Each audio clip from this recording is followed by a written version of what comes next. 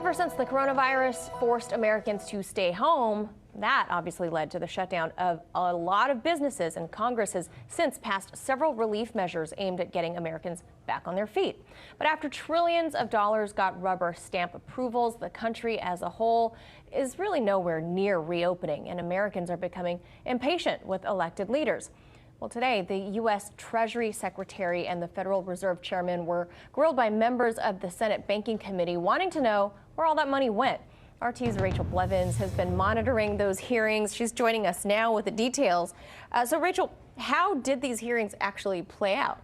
Well, this marked the first time that administration officials were questioned on the results of that $2.2 trillion CARES Act. And it was also the first time a hearing was held remotely for social distancing purposes. Now, Treasury Secretary Steve Mnuchin was questioned about a recent report which found that his department has actually spent very little of that $500 billion that was supposed to be used as loans for businesses and local governments. And to that, he said, well, they're planning to spend it. They just haven't done it yet. Now, he was also asked about accusations that the government has prioritized major corporation businesses have been left to suffer. Here was his response.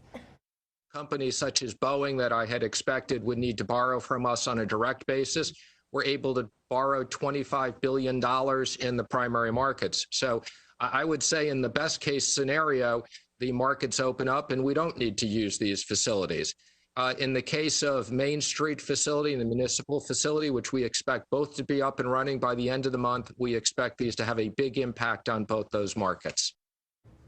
Now, that Main Street lending program he referred to is a $600 billion program meant to help small and mid-sized businesses that don't typically qualify for other programs. And even though that's supposed to be up and running by June, it's still not clear exactly when those businesses will get the help they desperately need.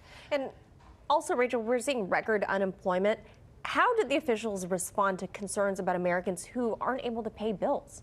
Right, we've seen more than 36 million Americans file for unemployment since the lockdown began, and members of the committee expressed concerns about those who are no longer collecting a paycheck but are still expected to pay rent. To that, Federal Reserve Chair Powell said that the goal right now should be to focus on getting Americans back to work. Take a listen to what he had to say.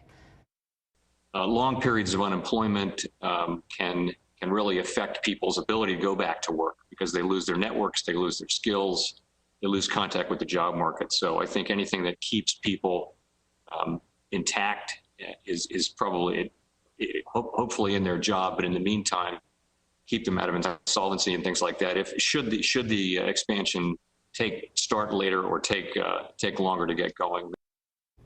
It's also important to note that according to the latest reports, 44% of the Americans who have filed for unemployment have yet to receive any benefits or have been denied altogether. And did they say anything about provisions for essential workers? Right. Well, the senators brought up those service industry workers who have remained on the job because they are considered essential but are still receiving low wages, even with the higher risk at work. Here's what they had to say about that. Put their lives on the line for very low wages, and they're still worried about their paying the bills. Is that fair?